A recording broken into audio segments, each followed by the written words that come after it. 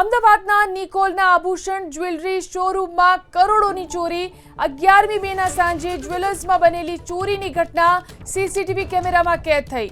Marketing અને salesman હર્ષિતાબેન Shetty પર ચોરીનો આરોપ। શોરૂમના માલિક દર્શન શાહે પોલીસમાં આ અંગે ફરિયાદ નોંધાવી। સીસીટીવીમાં હર્ષિતા શેટ્ટી સોનાના દાગીના કબાટમાંથી કાઢતા નજરે પડ્યા।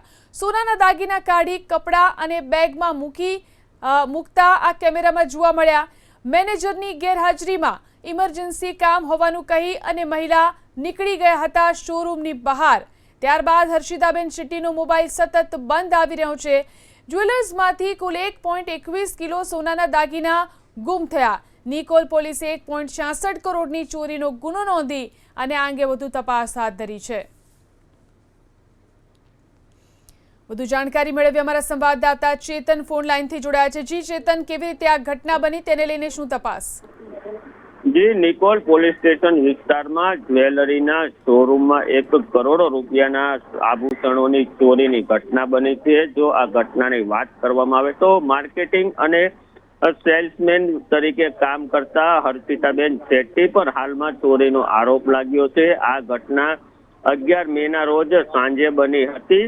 માલિક જ્યારે ઘરે જમવા ગયા હતા ત્યારે મેનેજર અને અન્ય સ્ટાફ શોરૂમમાં હાજર હતું અને બાદમાં સોનાની એક લકી ગુમ હોવાનું ધ્યાને આવ્યું હતું, જેને લઈને જે સોનાના ઘરેણાનો સ્ટોક હોય છે તે સ્ટોકનો તપાસ કરવામાં આવી હતી।